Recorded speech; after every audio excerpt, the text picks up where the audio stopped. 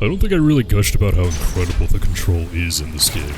You know, I mentioned that it was clearly modeled off of Zero Mission, and you know, that much is pretty obvious, because all the other 2D Metroids, and now that I think about it, there haven't been a ton of them over the past few years, as everyone knows. Don't think I can get this quite yet. But all of the 2D Metroid, this goes back to the original Metroid 2, Super Metroid, even Metroid Fusion, which did release before Zero Mission, by the way. All of them had a kind of floatiness to it, you know, and I don't think any of them were 60 frames per second either. Was Super Metroid 60? Or maybe the original was. I don't know. All I do know is that, like, Super never really looked this good, obviously. But Zero Mission definitely changed things up because the jumps became a whole lot snappier, movement became a whole lot more fluid for Samus, and altogether things were just kinda, they flowed a little bit better, I guess. You could make the argument that Metroid was never really about that fluid movement and things like that, but the fact still remains that Zero Mission did a pretty fantastic job of introducing that into the 2D series, and we never really had a follow-up from that. I guess Samus Returns, but yeah, that's kind of the closest we got, but I would say it's not nearly as snappy as Zero Mission was, and definitely not Dread. So Dread taking all the right cues from Zero Mission in the control department, if you ask me. Oh, and here's the map, by the way. That's pretty great. Well, I did just say, but I guess I'll go ahead and do it again. I guess I should go ahead and establish what exactly this playthrough is as well. So all the 2D Metroids that I've played, well, I guess like all the Metroids that I've played, really, every single one now that I think about it, I've done some sort of criteria. Usually in the 2D series it's a speedrun to get under a certain amount of time in order to get a specific ending that I would want. It's great, we're going back into the E.M.M.I rooms. Gotta pop that guy with a missile, because they are pretty nasty. And gotta run away from you. Yeah, the E.M.M.I, even if you go away from rooms, as long as you're in the E.M.M.I zone, they will still relentlessly hunt you down. Oh yeah, I remember this one. Gotta open this guy before he gets over here. Pull up, pull up, pull up. I'll finish that thought, I promise. And it's gonna see that guy, gotta go. Luckily, this E.M.M.I is not too fast, so that should create a passage right here. There we go. But I know, and then for the Prime series, it was always 100%. The Prime series and other M, so I guess what you could call kind of the 3D game series. Yeah, let's get out of there, jeez. I know that's a really super easy E.M.M.I, and you shouldn't get caught by it, you know, like I did earlier, but I still expertly navigated away, because I'm a boss. Sometimes. But, for, for Dread, this is freaking Dread, dude. I'm trying to focus on things right here. For Dread, I don't really have a criteria. This is more about just kind of playing a game that I really, really like in a super relaxed way, and just seeing what goes from here. I guess if I had to say, this is probably going to be a quote-unquote speed run like I did for the others. And I know for Super Metroid, I even did like an under 3 hour run with 100%. I'm pretty proud of that. But for Dread here, don't believe I'll be going for 100% unless I really feel like it, and even then it'll be off screen because I don't know, I don't really have a ton of time to be a 100%ing Dread. And trust me, I'll get to the personal stuff while the channel is ending soon, don't you worry. I'm not gonna leave you guys hanging on that. But yeah, we got the Charge Beam, first power up in the game, not the Morph Ball, much to my surprise. And yeah, it looks like we're kind of right back where we started anyway, so I guess this is kind of a good time to just go on about the stuff that I've been alluding to so far. So yeah, Dread, not exactly a speedrun, because I haven't really, like, truly tried to speedrun a whole lot of things. But it's not going to be like the other ones where I, like, have a certain purpose in mind. I just want to show off the game, all the high points. I hopefully played it in a pretty, not incompetent manner. Although I think I've been pretty good with the Metroid games throughout my history on the channel. You know, I think I've, not embarrassed myself completely when it comes to the Metroid series. Energy Tank, yay! Oh, and the energy parts from other M come back too, so there's actually a lot of other M's DNA in this game, but I'll point it out as you see it. There's one specific thing that I have in mind, and yeah, this is just a whole lot of backtracking now. Dread does bring back a lot of backtracking that was not present in Samus Returns, that much is for sure. Although that was less of a Mercury Steam thing and more of just how a Metroid 2 remake should probably be. All the backtracking was within the zones. Unless you wanted to get 100% completion, and boy was I not about to do that and get it under the time that I wanted to get it in. Okay, come down. I went ahead and was super competent in this part, guys. Why are you making me look bad now? Skillful job. Skillful dodge is what I was trying to say. But, so no real purpose in mind. So I guess we're still backtracking here. I don't know, I don't really want to get into the super personal stuff so quickly, but I guess I don't really have a choice here, no delay. So long story short, I've already alluded to how I don't really have a ton of time anymore, but, it's for more than one reason. Chief being, I'm going back to school! Hey, yay, and what was that? Oh, we know what that was. That was a strange brain-like creature. Yeah, we saw one of those earlier in the previous zones. Well, it wasn't a previous zone, I guess it was just another one in here, but yeah, doesn't look like that thing was too happy. And now we're just gonna hike through here again. But yeah, I'm going back to school, so a whole lot has happened. If you guys remember last year, I guess it was around this time, honestly, I was finishing up Fire Emblem, I believe it was. Fire Emblem on the GBA.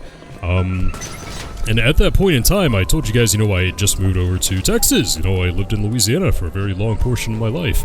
And, I don't know, it feels so weird to talk about myself instead of talking about Metroid. Like, I'm backtracking here. And, I don't want to get super redundant with what I'm talking about either. So I moved over to Texas, and it was a fantastic move for a lot of reasons, but I wasn't so sure when it started out, because the job that I got when I moved over here, and what was that in the background? Wasn't the best one. I was kind of struggling. So I eventually went back into, the, I guess, industry, can't really call it industry, field, I suppose, that I kind of made my career in since I graduated college, and that was library work. I worked for the library back in Louisiana. Oh, by the way, this room right here, you know how you have to hit those blocks right there and they're kind of invisible? That became a meme pretty quick, because some reviewer guy was playing this, he got stuck right here, and he's like, oh, the game sucks, it's too hard, I don't know where I'm going up to. Explore your surroundings, the game isn't gonna coddle you. 2D Metroid's always kind of been about the secrets and what you can't really see, but I'm trying not to make this a shady playthrough. This is a very positive playthrough. But I found myself back in the library, and eventually, due to the amount of experience that I had in libraries, I found myself with a librarian position, which is usually something that you need a master's degree in, and I don't have a master's degree. But I was very fortunate to get that job. It has kind of secured my financial future, which I'm very happy for.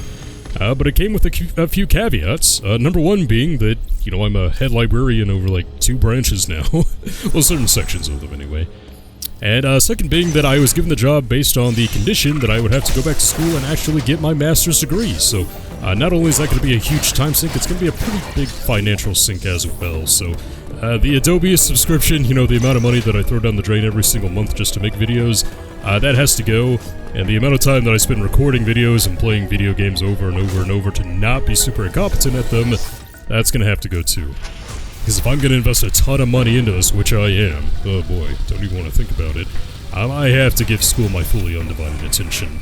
And not just in the now, it's going to be in the future too, because this librarian job, that's going to keep up too. That's definitely not going away. And there is one more component as to why I'm not really going to have the time, resources, or even money to really run the channel in the way I want to anymore. But we'll get to that later. That's kind of a more super personal matter. Yeah, don't even know if I should divulge that, to be honest, but I'm thinking about it. But okay, yeah, stuff happened and I ignored it. Here we go. Uploading data. There was no record of your assailant in the Federation database. However, there are records of a chosen warrior tribe. There is a strong possibility the two are connected. You have seen the warrior tribe's architecture and artifacts on this planet. I conclude that this was one of their settlements. But why would someone lead you here and send the E.M.M.I after you? The footage of the X-Parasite may have been staged to lure you in. The situation remains unclear, but your priority hasn't changed. You must return to the ship. You have activated the magma supply system that has restored power to the closed thermal doors. Seek them out to proceed. Continue to search for the unique energy you employed against the first E.M.M.I. It is the only way you can confront them. Unfortunately, this energy is limited. You may have noticed it dissipating after an E.M.M.I is destroyed. There are 6 remaining E.M.M.I hunting you. You have no means to confront them. Remember that. Yeah, but always have to remind me how deadly those things are, huh, Adam? Well, trust me, I know. I almost died to one on the first E.M.M.I, well, technically the second one. That would have been super embarrassing. Oh, by the way, these are recharge stations. I believe this is like an Omni recharge station. It'll get your missiles and your energy. But the purple are the energy, and the red are the... Oh, crap! Don't do that to me. It's going up that way. So now I know what I have to do. I have to follow these geothermal doors. And hope that that thing doesn't actually catch me. But a couple of things right here. You see how we activated, like, the geothermal power plant or whatever, and now the doors will open. So, even though Dread takes a lot from... That's great. That's fantastic. Oh, and I didn't make that jump either. Yeah, that's fine. So, even though Dread takes a ton from its predecessors in a lot of ways, like I said, pretty much every single Metroid game has some sort of influence on Dread. Mercury Steam definitely, like, holds its own as far as introducing brand new elements into the series, and ways to progress like that geothermal door is one of them. We've already seen a few other moves that have been added to Samus's repertoire as well, like the slide, which makes it not having the morph ball a little bit more bearable. But here we go. I guess this is the first mini-boss battle against this brain-like creature. And are those flaming Cheerios coming from the walls? I had such a weird little goofy grin on my face whenever I saw those things for the first time, because, I mean, it's not exactly subtle, like, it's pretty easy to see. Like, obviously this is the same technology that created Mother Brain, right? Like, that's like a mini Mother Brain, it's controlling something, it's harnessing some sort of energy, and it has the same defense system that it had back on Zebes, which obviously the Chozo programmed for it, you know, so... Of course, we already saw that mysterious Chozo when we first got to CDR, which in and of itself is awesome because we've never seen a live Chozo in the Metroid series at all. The only ones we've seen were in the manga. But this just confirms it, like, this is fully a Chozo colony, and one that still has actual Chozo on it and that, as we have functioning mini Mother Brain units. But here we go, we get another Omega Blaster. And on top of that, we have the Omega Stream now too, like a rapid fire burst kind of thing. So because the E.M.M.Is are always going to have the face platings from here on out, we have to melt the face plating with that scatter shot, or direct blast, continuous blast, whatever you want to call it, and then hit it square in the face with the Omega Beam, or whatever you want to call it, in order to destroy the E.M.M.I for good. So this is kind of like a puzzle segment, honestly, whereas like the previous one is a stealth segment where you just try to avoid the E.M.M.I. Whenever you get the Omega Blaster right here, Omega Beam, it's more of a puzzle to see where you have to stand in order to have enough time to stop the E.M.M.I from chasing you. By taking off its faceplate, charging up all the way, and then hitting it in its eye. Whew. So yeah, throughout the entire E.M.M.I zone, there's usually only one place where you're going to have enough time and appropriate geography in order to destroy it once you get the Omega Beam. So that's another fun little puzzle-solving bit that comes into the whole E.M.M.I equation. But man, is it always cathartic to take those things down. Especially if you have a hard time evading them or they get a couple of cheap kills on you. But here we go, power-up number 2, and it's a brand new one, the Spider Magnet. Now this is really cool because this is an evolution of the ye old Spider Ball. You guys remember when I called it ye old Spider Ball all the way back in the Metroid 2 days? Not the Samus Returns days, the Metroid 2 days back circa 2013. I think I'm gonna be like a little nostalgic when I kind of think about my channel too, since, you know, this is the last playthrough. So, you know, I'll be referencing past playthroughs and just seeing if, you know, anyone has watched those. But, so this is just like the Spider Ball, except you don't have to be in Morph Ball form in order to use it. And also, oh god, I don't have any missiles, that's right, I used them all on the Brain Monster. The mini Mother Brain, as it were. But for this one, not only do you not have to be in Morph Ball in order to use it, but whenever you're on the walls, you can still use all your weaponry, so it's better than the Spider Ball in pretty much every way. And especially after playing Samus Returns, man, it's just really freaking awesome. Oh, this is a dead door. Okay. It's really freaking awesome to not have to get into the Spider Ball in order to use the magnetic cling to the walls power-up, you know, whatever you really want to call it. So, what a great evolution of the Spider Ball. Taking a power-up that's been around since the original Metroid 2, it was kind of used in Metroid Prime, you know, albeit in a much more strict capacity, and I don't think we really saw it again until Samus Returns, right? I don't think it was in any other games, really. So, yeah, was it in the rest of the Prime games? Yeah, I think it was in the rest of the Prime games, because we had the magnetic rails everywhere. But it was just really good to see an evolution of that idea, and a much better use of that idea that just really kind of leans into Samus's much more fluid movement-based gameplay in this game, so yeah, I like it a lot. And what's that? A beastie thing on the door right here. I wonder what's gonna be behind it. And here we go. This is my first rude wake-up call to Metroid Dread.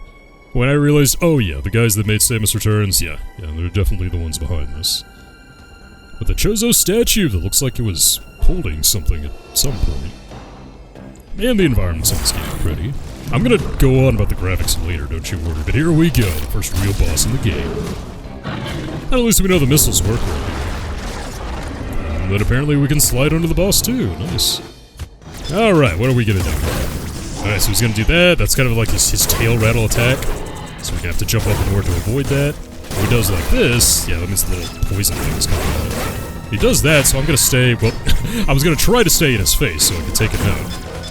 So what you want to do is when he does that, you don't want to retreat. But you do want to retreat whenever he does the rattle attack, so it can be kind of hard to differentiate between the two. So like that, yeah, it's the rattle attack, because it's kind of like a rattlesnake, honestly. And boy, that is a tight window for his face, he missed it like crazy there. But thankfully for a lot of bosses in Dread, once you do enough damage, they'll give you your resources back. Oh, come on, all the fangs, the tails, and you can turn invisible? It looks like evolution was very kind to this thing. So there goes that again, so now, obviously we want to hit the right glowing spot right here. Actually, when I was watching speedruns of this game, and I encourage you guys to do the same, like actual speedruns, it's really, really entertaining. Man, Dread is a fantastic game to speedrun, especially for the viewer, which is, very important to a speedrunning community, I feel. Because games like Super Metroid have endured because they're just fun to watch, too, But, where was I going with that? Oh, yeah, you want to hit the face instead of the tail in an actual speedrun, but I'm not going to do that. I'm going to do it the way we were supposed to, quote-unquote, do it. And boom, right there. Let's go ahead and get our counter. And if you ever get a nice, super sexy melee counter on a boss, you'll have, like, this little cutscene here. Or you can just pump him full of missiles. Pump full of missiles, yeah. I believe that's another Virgo-ism I've had since the Metroid Zero Mission days, the first game I ever played for YouTube, circa 2013. So the Rattle Attack, I think, yeah, that's going to cover the entirety of it. So we're going to stay up here for now. Oh, a lot of missiles again. Ooh, there they are right there. So nice that I don't have to go up there and actually get them.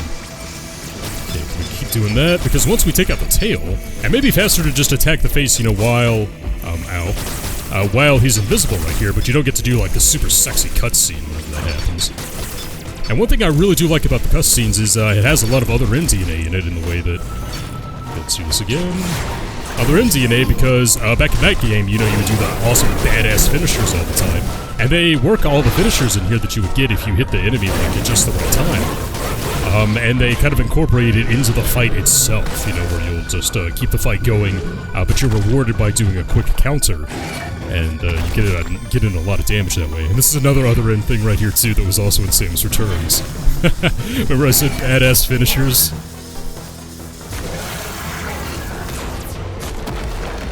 Samus is not amused.